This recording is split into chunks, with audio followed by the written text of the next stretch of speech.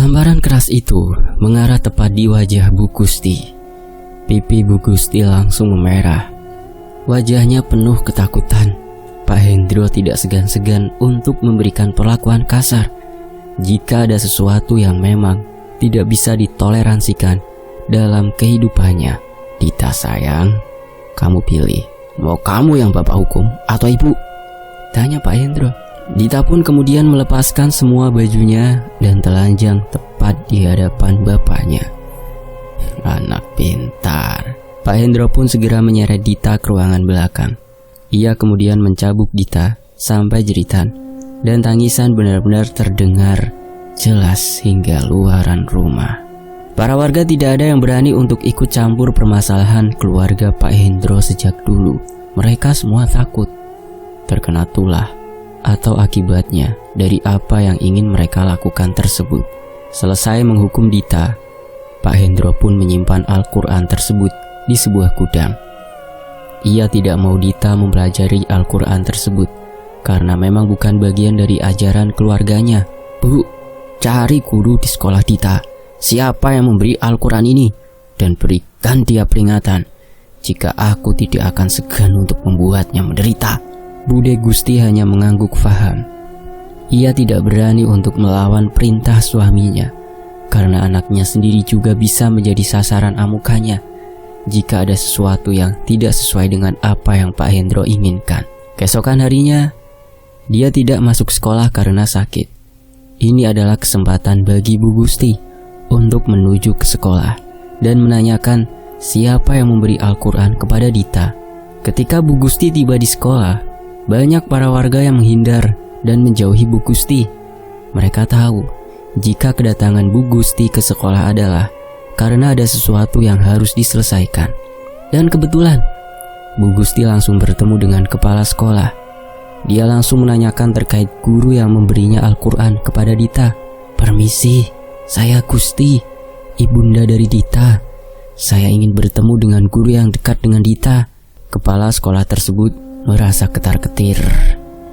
Ia kemudian menuju ke ruangan guru dan menanyakan siapa guru yang memiliki hubungan dekat dengan Dita. Dari kebanyakan guru tidak ada satupun yang mengakuinya. Namun bersamaan dengan itu, Ustadz Abid langsung mendekati kepala sekolah tersebut dan mengatakan, saya tahu maksud kedatangan ibu dari Dita. Dia ada di ruanganku. Tolong selesaikan dengan baik-baik. Jika tidak, semuanya akan kacau. Ustadz Abid paham akan hal itu.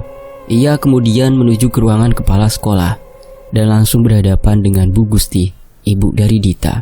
Saya orang yang ibu maksud, ucap Ustadz Abid. Bu Gusti hanya terdiam. Ia kemudian langsung menjelaskan maksud dan tujuan dirinya ingin menemui Ustadz Abid. Saya hanya ingin agar Bapak tidak memperlakukan Dita sebaik itu. Alangkah baiknya jika Bapak juga tidak memberikannya Al-Quran kepada Dita. Saya mengerti, Bu. Tapi Al-Quran adalah bekal sebaik-baiknya di dunia, Bu. Jika manusia tanpa memegang pegangan itu, maka dunianya akan terombang-ambing. Saya paham. Bapak tidak usah menceramai saya, karena saya bukan orang bodoh. Oh iya, ini ada sedikit uang untuk keluarga Bapak. Saya mohon, jangan diulangi lagi. Ustadz Abid pun hanya terdiam ketika Bu Gusti memberikan amplop tebal yang di dalamnya sudah berisi banyak sekali uang untuk dirinya. Ini pesan saya terakhir, Pak. Jangan dekati anak saya lagi atau mengajari apapun. Jika Bapak melanggarnya, mungkin hidup Bapak tidak akan lama lagi. Bu Gusti kemudian meninggalkan sekolah. Ia kembali ke rumahnya. Sedangkan Ustadz Abid, ia menjadi topik pembicaraan di sekolah. Bisa dibilang, Ustadz Abid sendiri telah menjatuhkan diri kepada lembah kematian karena kepeduliannya terhadap seorang anak yang mendapatkan sebutan sebagai anak ular itu. Azan maghrib berkumandang. Dita masih memandangi jendela luarnya. Ia tahu jika ibunya baru saja menuju ke sekolah karena ada urusan tertentu. Tok tok. Dita, ayo keluar. Kita makan malam bersama. Dari luaran kamar, Bu Gusti sudah memanggil-manggil namanya. Dita masih tidak memperdulikan panggilan tersebut. Ia lebih memilih untuk berdiam diri di kamar. dan menenangkan pikirannya. "Dita, Bapak cariin kamu itu," ucap Bu Gusti. Dita gak mau keluar. Dita mau ketemu Ustadz Abid. Dita gak betah di rumah. Ternyata pikiran Dita masih mengarah kepada Ustadz Abid. Ia tidak tahu apa yang ibunya baru saja katakan kepada Ustadz Abid. Dita hanya takut jika ada sesuatu yang terjadi kepada Ustadz Abid hingga keesokan harinya. Hal yang ditakutkan oleh Dita benar-benar terjadi. Ustadz Abid terjatuh sakit. Ia kemudian tidak mengajar ke sekolah dengan waktu yang cukup lama. Dita kemudian menceritakan hal ini kepada kedua orang tuanya, yaitu Pak Hendro dan juga Bu Gusti. "Pak, Bu, Ustadz Abid sakit," ucap Dita. "Berhenti memperdulikan Ustadz itu, Dita." "Tapi Pak, Ustadz Abid itu orang baik." "Di dunia ini tidak ada yang namanya orang baik. Mereka yang memiliki sifat baik adalah orang yang nantinya akan memiliki sifat licik." "Bu, tolong kasih tahu Bapak." Bu Gusti hanya terdiam. Dia bahkan menyuruh Dita untuk masuk ke dalam kamarnya karena takut diamuk oleh bapaknya. Dita akhirnya masuk ke dalam kamar. Namun ia sendiri masih penasaran dengan apa yang sedang terjadi di luaran kamar. Sepertinya kedua orang tuanya sedang membicarakan Ustadz Abid tanpa sepengetahuannya. "Pak, tolong pikirkan lagi. Dia bukan orang jahat, Pak." "Jelas Bu Gusti. Dia mencoba untuk memanfaatkan Dita, Bu." "Ibu tidak tahu kan orang-orang desa seperti ini?" Jawaban dari Pak Hendro sungguh menyesakkan hati Dita. Dita bingung. Apa salahnya jika Dita dekat dengan seorang guru yang telah mengajarinya banyak hal tentang agama? Yang dia inginkan adalah hanya satu. Ia harus mengambil Al-Quran pemberian Ustadz Abid dan menyimpannya di kamarnya sendiri. Hingga tepat di tengah malam, Dita memberanikan diri untuk keluar. Ia kemudian menuju ke gudang tersebut dan mengambil Al-Quran secara diam-diam. Namun langkahnya terhenti ketika dia bertemu dengan seorang wanita yang sedang memegang ular di ruangan belakang. "Kamu itu anakku, sayang," ucap wanita itu. Siapa kamu?" tanya Dita. "Kamu harus menerima kenyataan. Jika kamu memang anak ular, kamu terlahir dari seorang rahim seorang wanita ular." "Enggak, aku bukan anak ular." "Lantas untuk apa aku berbohong terhadap anakku sendiri, sayang?" Dita kemudian membuka Al-Quran miliknya. Ia teringat dengan salah satu surah yang berguna untuk mengusir setan. "Qul a'udzu birabbin nas." "Katakanlah, aku berlindung kepada Tuhan yang manusia." Dan seterusnya. Dan benar saja, sosok wanita tersebut menghilang dengan sendirinya. Hatinya tampak lega. Pikirannya juga sudah tenang. Dia tidak tahu siapa wanita aneh yang menyebut dirinya sebagai anak dari wanita pemelihara ular tersebut. Saat Dita ingin kembali ke kamar, ia mendengar suara dari belakang tubuhnya. Suara aneh, seperti suara perut yang digesek-gesekkan ke lantai. Dita pun kemudian menghentikan langkahnya. Ia langsung menoleh ke arah belakang untuk memastikan siapa sosok yang ada di belakangnya. "Sayang, kamu gak kangen sama Bunda?" Setan!" Buak! Pak Hendro dan Bu Gusti langsung lari dari kamarnya tatkala mendengar teriakan dari Dita. Mereka berdua terkejut saat melihat Dita sudah pingsan dan tak sadarkan diri, sembari kedua tangannya mendekap Al-Quran demi melindungi benda tersebut agar tidak terjatuh ke lantai. "Dita!" teriak Bu Gusti.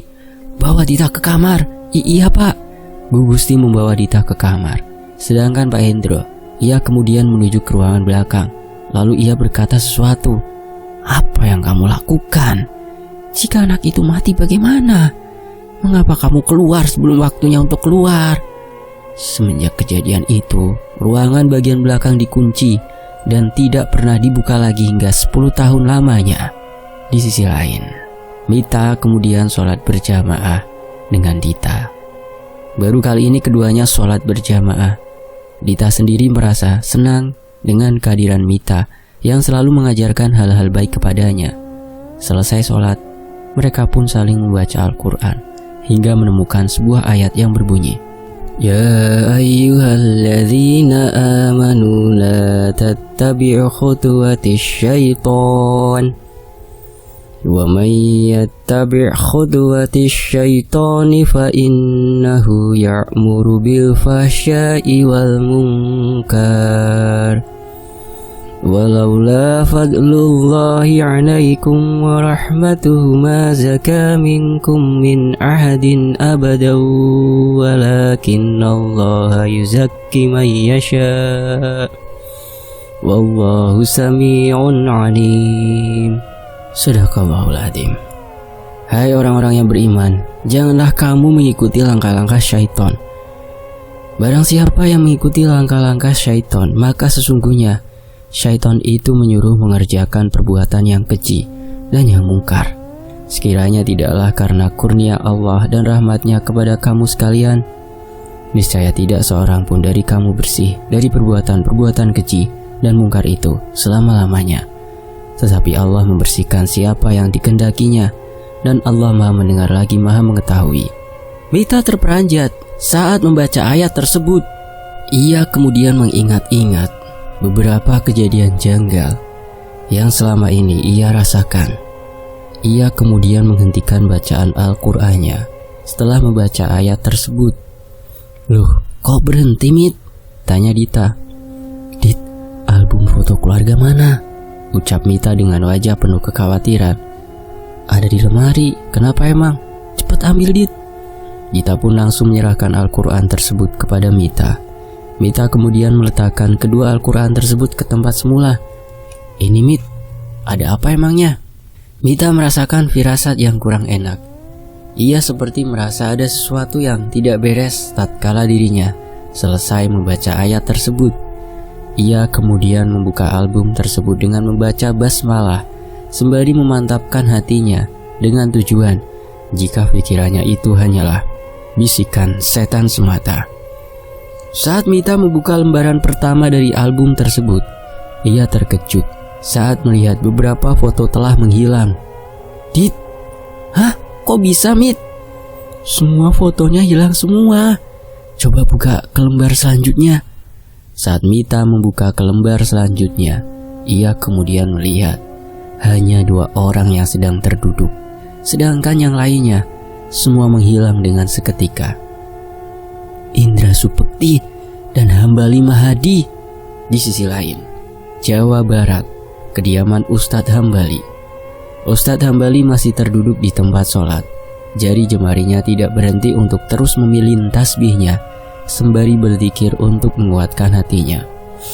Allah, Allah, Allah. Ustadz Hambali masih fokus dengan apa yang sedang ia lakukan. Namun saat kefokusannya benar-benar memuncak, tiba-tiba ada sesuatu yang menyapanya dari belakang. Salam alaik, wahai hamba yang penuh ketaatan, Mahadi. Pikiran Ustadz Hambali langsung terpecah tatkala ada sesuatu yang menyapanya tepat di belakang dirinya, sedang bersimpuh dalam ingatan Tuhannya. Allahu Akbar. Mengapa dirimu datang ke tempat suci ini? Bukankah sudah aku bilang, aku tidak ingin kembali lagi dengan ikatan keluargaku? Aku datang ke sini bukan untuk menawarkan hal itu. Aku tahu kau sudah merasa taat kepada Tuhanmu itu, tapi ingatlah, kau lupakan semua yang sudah kau lakukan. Mulutmu penuh dengan zikir, tapi hatimu penuh keraguan. Bukankah itu sama saja menyekutukan Tuhanmu yang sedang kau sebut? Aku berlindung kepada Tuhanku dari segala ucapan yang meragukan keraguanku. Teruslah katakan itu, Mahdi. Aku pernah taat dirimu. Dan akankah kau tahu apa yang membuat manusia menjadi lupa akan Tuhannya sendiri? Ustadz Hambali menghentikan zikirnya. Ia kemudian menghela nafasnya dan sengaja untuk mendengarkan makhluk yang terus-menerus menawarkan kesepakatan dari keluarga besarnya, keluarga Kuntoro. Akan tetapi, dengan dihentikannya zikir Ustadz Hambali, makhluk tersebut justru tertawa kegirangan. Mungkin ia pikir dirinya telah berhasil memanipulasi Ustadz Hambali dengan kedatangannya. Ketahuilah, aku mendapatkan informasi terbaru tentang keluargamu yang berada di Ampiri itu. ucap makhluk itu. Tidak ada kebenaran yang terucap dari mulut makhluk yang dilaknat Tuhan. Kau tahu, sudah 3 orang saudaramu meninggal dunia karena ulah serakah dari salah satu anggota keluargamu juga. Ustadz Hambali hanya terdiam. Ia kemudian memilih kembali tasbihnya sembari mengucapkan terus-menerus kalimat Allah sebagai bentuk memohon perlindungan dari apa yang ia takutkan. Tiba-tiba dari belakang keluar cahaya berwarna merah seperti kobaran api. Ternyata cahaya merah itu sedang membakar makhluk yang menggodanya. Akan tetapi makhluk tersebut hanya tertawa. Ia merasa jika api yang membakarnya tidak mempan sama sekali. Aku tercipta dari api yang terbakar dalam lautan penuh dosa. Aku tidak akan hancur sebelum hari kehancuran tiba. Namun, manusia akan hancur ketika hatinya dipenuhi dengan api kebencian. Kau tahu, seorang anak yang terlahir dalam keadaan yatim piatu, Allahu Akbar, Allahu Akbar, dia akan menjadi tumbal. Di sisi lain, Ustadz Hambali langsung mengenakan pakaian lengkapnya. Ia meminta izin kepada istrinya untuk segera menuju ke desa Ampiri. Aku akan menjemput Mita sekarang. Tapi Pak, kenapa tidak besok saja? Aku punya firasat tidak enak. Maksud Bapak, Mita ingin dijadikan tumbal selanjutnya. Sementara itu di sisi lain, tok tok tok tok, suara ketukan pintu terdengar jelas dari luaran kamar. Dita segera menutup album foto tersebut dan menyembunyikannya di tempat yang aman. Dita, ayo keluar dari kamar dulu. Kita makan malam bersama, ucap Bu Gusti dari luaran kamar. Dit, itu ibu kamu? Ucap Mita. Iya Bu, kita lagi beresin mukena dulu, teriak Dita untuk memastikan jika mereka berdua dalam keadaan yang kurang siap untuk keluar dari kamar. Dita meminta kepada Mita untuk bersikap tenang dan jangan menampakkan wajah cemas di hadapan ibunya ataupun bapaknya. Mereka berdua pun akhirnya keluar dari kamar. Di luaran kamar, Pak Hendro dan juga Bu Gusti sudah berada di ruang makan. Mereka berdua tampak setia menunggu kehadiran Dita dan Mita untuk makan malam bersama. Bagaimana kamu sayang? Masih kurang sehat badannya? Tanya Bu Gusti kepada Mita. Enggak Bude, alhamdulillah udah mendingan. Bu Gusti tersenyum. Berbeda dengan Pak Hendro, ia justru menatap Mita dengan tatapan yang tidak biasa. Mita yang ditatap semacam itu menjadi canggung. Ia tampak kurang nyaman jika ada seseorang yang melihat wajahnya dengan tatapan yang tidak biasa. Tunggu apa lagi? Ayo duduk dan makan bersama. Kok berdiri terus? Pak, dia orang asing ya di mata kamu? Tanya Pak Hendro. Bukan gitu Pak De. Kebetulan saya mau ngucapin terima kasih karena sudah diberikan jamuan semacam ini. Jelas Mita. Kamu ini seperti sama siapa saja. Silakan duduk. Malam ini kamu akan pindah kamar di ruangan belakang ya? Tanya Pak Hendro. Belum juga Mita duduk, dia mendapatkan tawaran pindah kamar dari Pak Hendro. Agak aneh memang. Tapi Mita sendiri belum tahu apa motif dari Pak Hendro dan juga Bu Gusti ingin memindahkan Mita serta memisahkan Mita dengan Dita. Kok Mita dipindah Pak? Tanya Dita. Kalian makan saja dulu ya, nanti Bapak jelasin mengapa alasan kami memisahkan kalian berdua. Jelas Pak Hendro. Dita pun menatap Mita sembari menggeleng-gelengkan kepala. Ia baru pertama kali ini merasakan ada perbedaan terhadap orang tuanya sendiri. Mereka pun makan bersama di malam itu. Kesannya seperti sebuah makan malam perpisahan di antara Mita dan juga Dita. Selesai makan, Pak Hendro pun langsung menjelaskan terkait alasan dirinya memisahkan kamar antara Mita dan juga Dita. Sebenarnya, Ibu sudah lama ingin memindahkan kamu ke ruangan belakang. Tapi karena memang belum dibereskan, jadi kamu sementara ini di tempat Dita. Jelas Pak Hendro. Mita hanya terdiam. Ia masih mengambil sesuap demi sesuap nasi dan lauk untuk dimasukkan ke dalam mulutnya. Belum terlihat jelas apa yang memang diinginkan oleh Pak Hendro sendiri. Padahal sudah hari ke-6 Mita berada di rumah tersebut. Tapi mengapa harus menunggu hingga dalam waktu yang lumayan lama untuk pindah kamar? Ya sudah, sekarang Mita beresin semua barang-barangnya ya. Kamu pindah ke kamar belakang, biar Dita tidur sendirian di kamarnya. Jelas Pak Hendro? Iya Pak De, tapi sebelum itu aku mau ngasih tahu sesuatu kepada Pak De, karena sudah hampir seminggu. Besok aku ingin pulang. Jelas Mita kepada Pak Hendro. Pak Hendro dan Bu Gusti yang mendengar hal itu langsung terkejut. Mereka saling menatap satu sama lain, seperti memberi sinyal terkait keputusan yang baru saja disampaikan oleh Mita. Tapi Mita, sudah belasan tahun loh kita baru ketemu lagi. Mosok di desa ini cuma seminggu?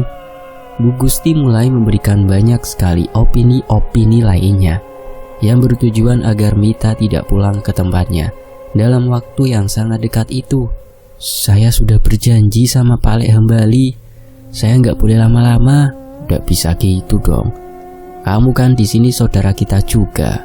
Pak Lek Hambali juga sadar dan tahu jika kamu baru ketemu sama saudara-saudaranya. Pastilah diperbolehkan jika menginap di sini dengan penambahan waktu lagi. Pak Hendro sengaja memberikan kalimat manis agar Mita tidak jadi pulang ke tempat Pak Leknya. Dia terus-menerus memohon kepada Mita untuk tidak pulang terlalu cepat, karena memang ada beberapa hal yang belum diketahui oleh Mita sendiri. Kamu kan belum ziarah sayang. Kamu mau langsung pulang? Kasihan loh. Masa iya kamu gak mau ke kuburan kedua orang tua kamu? Jelas Bu Gusti. Ternyata Pak Hendro dan juga istrinya yaitu Bu Gusti selalu menahan Mita agar tidak pulang terlalu cepat. Mita tidak bisa berbuat apa-apa. Ia sendiri sebenarnya sudah tidak betah dengan kejanggalan yang terus-menerus terjadi di desa Ampiri. Ya sudah, selesai makan, Mita langsung bawa semua barang-barang ke kamar belakang ya, ucap Bu Gusti. Siap Bu. Mita segera menuju ke kamar Dita dan membereskan semua barang-barangnya untuk nantinya dipindahkan ke ruangan yang memang sudah disediakan oleh Bu Gusti. Ia tak pernah sedikit pun untuk menaruh rasa curiga terhadap pilihan yang memang sudah ditetapkan oleh Bu Gusti kepada dirinya. Namun, Mita sendiri masih belum mengerti mengapa dirinya harus diberitahu semendadak ini. Pintu tiba-tiba dibuka. Dita masuk ke kamar dan melihat Mita yang sedang membereskan barang-barangnya. Biar aku bantu, Mit. Makasih, Dit. Dita membantu membereskan baju-baju dan barang-barang milik Mita. Sebenarnya entah mengapa, Dita merasa nyaman saja ketika dirinya berada dekat dengan Mita. Ia merasa jika Mita seperti saudara kandungnya sendiri. Mit, Mita langsung menatap Dita. Ia tahu ada sesuatu yang memang ingin disampaikan oleh Dita kepada dirinya. Namun seperti tertahan oleh sesuatu. Aku seperti mengingat sesuatu di ruangan belakang. Tampaknya ruangan itu seperti tidak asing dalam kepalaku, Mit, kata Dita. Maksudnya, entah aku sulit mengingatnya, Mit. Yang aku tahu, waktu kecil aku pernah pingsan di dekat ruangan itu. Jelas Dita. Pingsan? Tapi aku seperti melihat gambaran lain mengapa aku bisa pingsan. Mita masih menatap Dita yang sempat memegangi kepalanya, seperti sedang mengingat-ingat kejadian masa lalunya. Apa itu, Dit? Tiba-tiba suara ketukan pintu mengagetkan mereka. Tok tok tok tok. Suara ketukan dari luaran kamar menandakan jika Bu Gusti sudah sedari tadi menunggu Mita untuk keluar. Sayup-sayup terdengar suara langkah kaki seperti orang yang sedang berbolak-balik di sekitaran luaran kamar. Mit, nanti aku ceritain kalau aku udah inget ya. Sekarang kamu harus ke ruangan belakang dulu. Aku gak mau kalau ibu tahu tentang obrolan kita berdua. Ya Dit, aku paham kok. Mita pun segera keluar dari kamar. Di luaran kamar, ia telah melihat Bu Gusti dan juga Pak Hendro yang sudah menunggu Mita untuk segera pindah dari kamar Dita. Maaf lama Bude, Mita tadi habis ngobrol sama Dita, ucap Mita. Ya gak apa-apa. Kalian kan seperti saudara. Siapa tahu itu adalah obrolan terakhir kalian. Maksudnya Bude? Maksud Bude kan kamu mau pulang nanti. Jadi siapa tahu nanti kalian berpisah dalam waktu yang lama lagi. Jelas Bu Gusti. Mita pun hanya terdiam Ia kemudian berjalan menuju ruangan belakang yang nantinya akan dijadikan sebagai tempat tidurnya. Setibanya di kamar tersebut, Mita terkejut karena ruangannya berbeda jauh dengan ruangan Dita. Di dalam ruangan tersebut, terdapat kelambu yang bertujuan agar nyamuk ataupun serangga lainnya tidak mengganggu saat ingin tidur. Ini kok ruangannya seperti dihias layaknya pengantin ya? Tanya Mita. Mita pun segera meletakkan barang-barangnya ke beberapa sisi. Dimulai dari tas Al-Quran kesayangannya dan beberapa barang lainnya. Setelah merapikan tempat, Mita masih memandangi sekitaran ruangan yang begitu aneh. Pasalnya, di kamar lainnya tidak ada ruangan yang bentukannya seperti ruangan ini. Mita pun mencoba untuk mengecek ke bagian bawah ranjang. Ia ingin tahu, apa ada sesuatu yang berada di bawah? Begitu Mita sedang mengecek bagian bawah ranjang, tiba-tiba ia mendengar suara seperti desisan ular. Shh. Mita yang mendengar itu langsung terkejut. Ia langsung bangkit dan berlari ke arah pintu. Ia pikir di dalam ruangannya terdapat ular. Ingin rasanya Mita melaporkan hal ini kepada Bude Gusti dan juga Pak Dehendro. Namun mengingat ekspresi keduanya yang begitu aneh semenjak kematian Bude Nana, Mita jadi merasa canggung dengan apa yang sudah terjadi di antara keduanya. Mita kembali mendekati ranjang tersebut.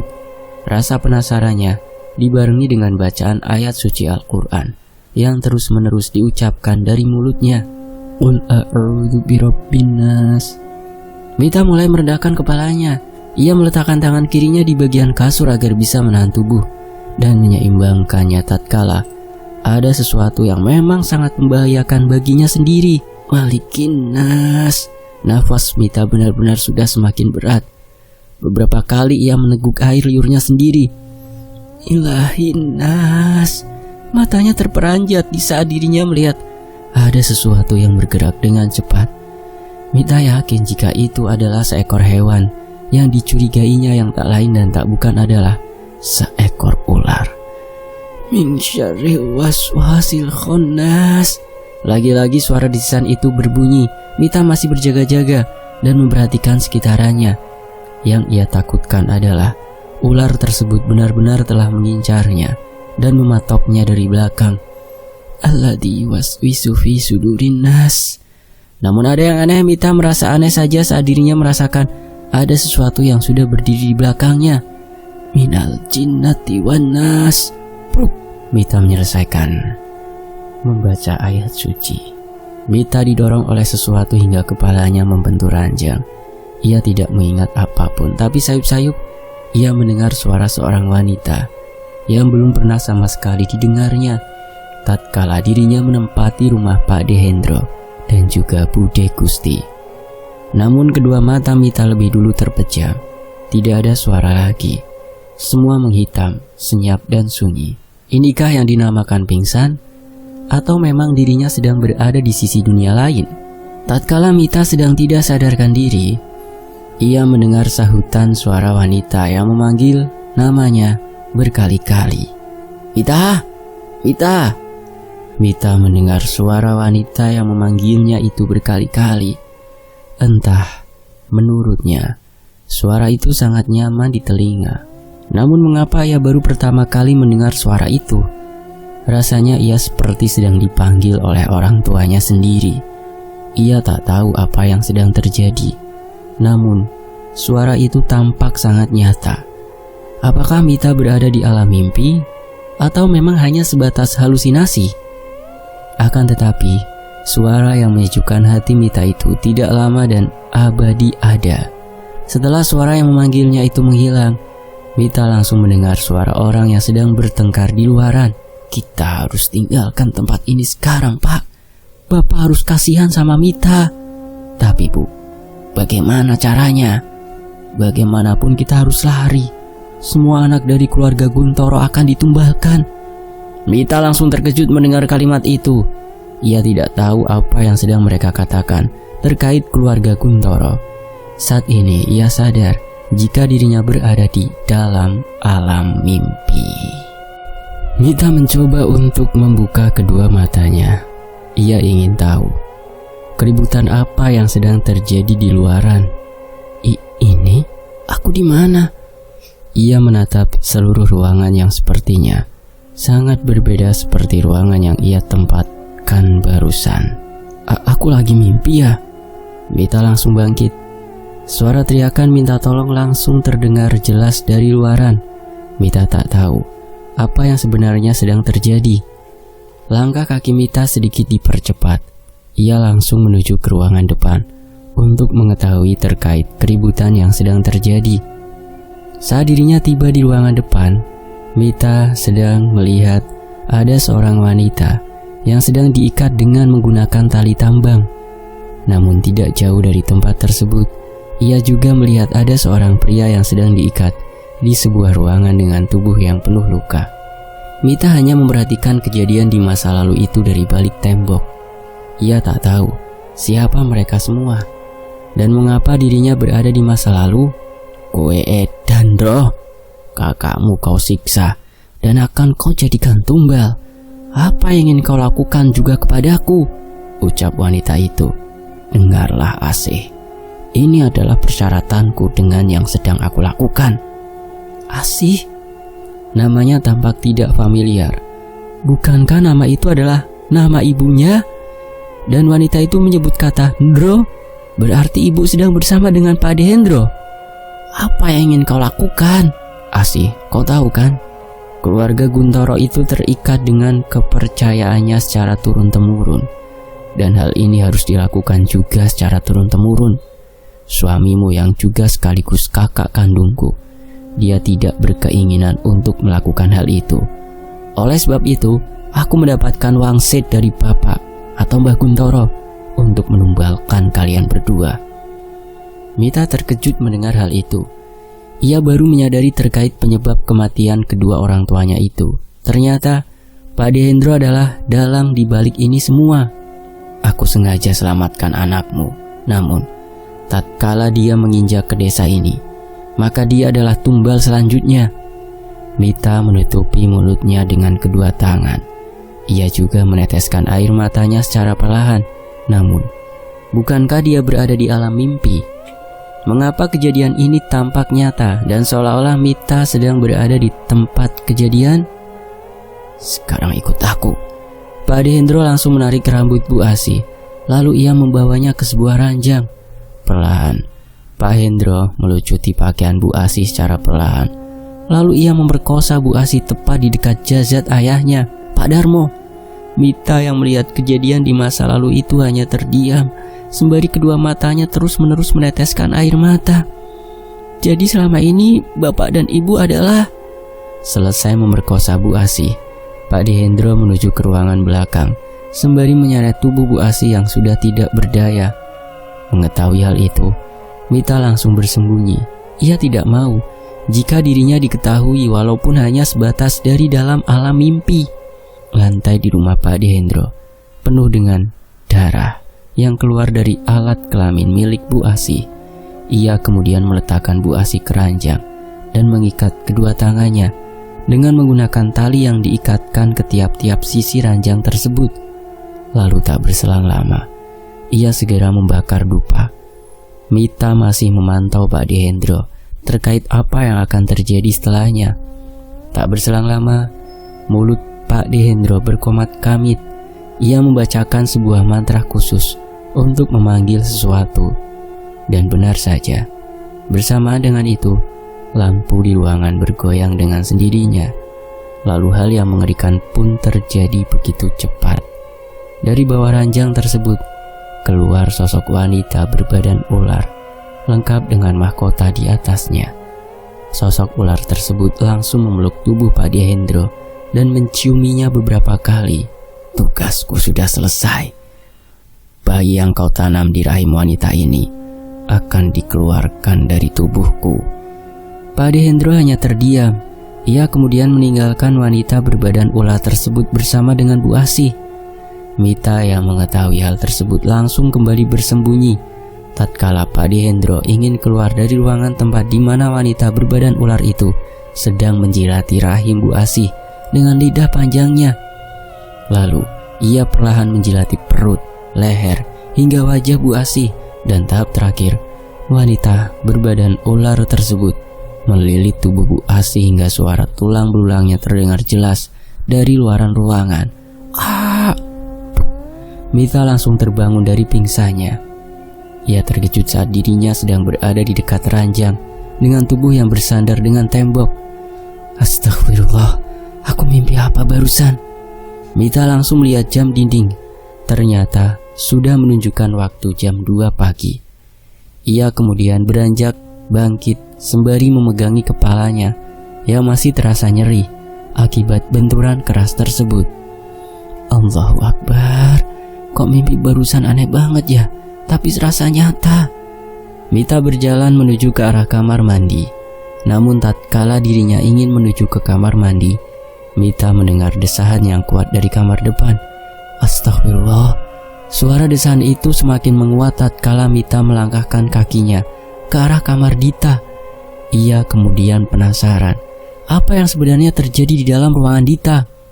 Begitu Mita mengintip lewat lubang pintu kamar Dita, ia terkejut saat melihat Pak Ade Hendro sedang memperkosa anaknya sendiri, yaitu Dita.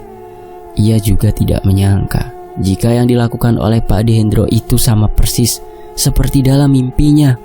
Mita pun segera mendobrak pintu tersebut. Bruk, bruk, bruk. Tatkala dobrakan terakhir, Mita mendorongnya dengan sekuat tenaga hingga pintu kamar menjadi rusak. Mita melihat dengan mata kepalanya sendiri jika Pak Ade Hendro sedang berhubungan badan dengan anaknya sendiri. Dita, ucap Mita. Anak sialan, ngapain kamu masuk ke sini? Tak lama kemudian Bu Gusti langsung keluar dari kamarnya. Ia langsung berteriak tatkala melihat suaminya sedang memperkosa anaknya sendiri. Dita, dasar iblis, teriak Mita. Pak Ade Hendro segera mengenakan pakaiannya. Ia kemudian beranjak bangkit. Namun pemandangan yang kurang mengenakan terlihat dengan jelas tatkala alat kelamin milik Dita mengalami pendarahan hebat. Mita sayang, ucap Pak Ade Hendro, jangan mendekat. Ibu Gusti langsung berlari keluar untuk meminta tolong kepada warga sekitar. Sedangkan Mita, ia sendiri dalam keadaan terancam. Saat dimana Pak Ade Hendro ingin mendekat, tiba-tiba ada sesuatu yang membuat kakinya tersandung oleh sesuatu. Lalu dari bawah ranjang keluar sesuatu yang bentuknya seperti dalam mimpi Mita. Dia adalah wanita berbadan ular yang bentuknya sama persis seperti dalam mimpi Mita barusan. Kekau? Mita merasa ketakutan saat tubuh dari wanita berbadan ular tersebut melilit ke tubuh Pak Ade Hendro hingga suara tulang belulangnya terdengar sangat renyah. Ia kemudian berlari meninggalkan Pak Ade Hendro dengan tujuan untuk menjemput Bu Gusti dan meminta bantuan kepada warga yang lainnya. Namun di tengah perjalanan, Mita bertemu dengan seorang petani yang ditemuinya di hari pertama saat dirinya dibawa oleh seorang tukang becak yang meninggal dengan cara yang mengenaskan. Pak, tolong saya. Tidak berselang lama suara lampor berbunyi dengan jelas. Orang itu langsung menarik Mita untuk bersembunyi dari balik pohon. Dan benar saja, lampor itu melewati rumah Pak Ade Hendro untuk mengejar tumbalnya. Ini adalah hari terakhir mereka. Suara lampor itu terus menjauh. Namun setelah menghilangnya suara lampor tersebut, tiba-tiba terdengar suara jeritan yang sangat keras dari kejauhan. Bude Gusti, ucap Mita. Lampor itu menggondol Bu Gusti. Pak, tolong selamatkan. Tidak bisa. Mereka yang tergondol lampor adalah mereka yang sudah dijadikan tumbal. Mita hanya bisa menangis. Satu persatu sosok anggota keluarganya menghilang dengan cara yang mengenaskan. Siapa namamu, Nak? Tanya petani itu. Aku Mita, Pak. Aku Abid. Hah? Ustadz Abid? Dari mana kamu tahu, Nak? Dita yang menceritakan tentang Bapak. Apa yang sedang terjadi denganmu? Mengapa malam-malam begini keluyuran? Mita menutupi wajahnya. Ia tidak bisa mengatakan apapun lagi terkait hal yang sudah terjadi tepat di hadapannya. Pak Hendro dan Dita, Pak. Kenapa mereka? Dita diperkosa oleh Pak Hendro. Terus ada wanita berbadan ular yang entah dari mana keluarnya, lalu melilit Pak Hendro. Astagfirullah. Tolong mereka, Pak. Ustadz Abid segera meminta kepada Mita untuk membawanya ke rumah Pak Ade Hendro. Setibanya di sana, Ustadz Abid terkejut saat melihat Pak Hendro sudah dalam keadaan sakaratul maut, dengan mulut yang terbuka dan mata yang terbelalak ke arah atap-atap langit. Sedangkan Dita meninggal dunia di tempat dengan kondisi yang mengenaskan, di mana alat kelaminnya terus-menerus mengucurkan darah. Tidak lama juga, jasad Bu Gusti yang terbawa lampor ditemukan di sungai. Itu berarti 3 orang meninggal secara bersamaan. Pagi itu menjadi duka bagi Mita. Tepat di hari ke-7 dirinya berada di desa Ampiri, ia juga telah melihat kematian yang sangat mengenaskan terhadap saudara-saudaranya sendiri. Bertepatan dengan itu juga, sebuah mobil langsung berhenti di depan rumah Pak De Hendro. Lalu keluarlah seorang laki-laki dengan pakaian layaknya seorang ustadz. "Pak Le!" teriak Mita tatkala mengetahui jika yang baru saja datang adalah Ustadz Hambali. "Alhamdulillah Mita, kamu selamat." "Pak Le, aku takut." Pak Le tahu. Ustadz Hambali melihat ketiga jenazah sudah dibaringkan dan sudah siap untuk dikuburkan pada hari itu juga. Dia tidak menyangka jika kejadian yang mengerikan di masa lalu terulang lagi seperti layaknya lingkar tumbal. "Pak, bapak saudaranya?" tanya seorang warga. "Benar, saya Hambali. Jenazah akan dikuburkan sekarang Pak. Bagaimana? Apa menunggu keluarga yang lainnya?" "Tidak usah Pak, sekarang saja dikuburkan." Akhirnya para warga pun segera bangkit dan mengangkat masing-masing jenazah untuk kemudian dimasukkan ke dalam keranda, lalu dibawa menuju ke pemakaman.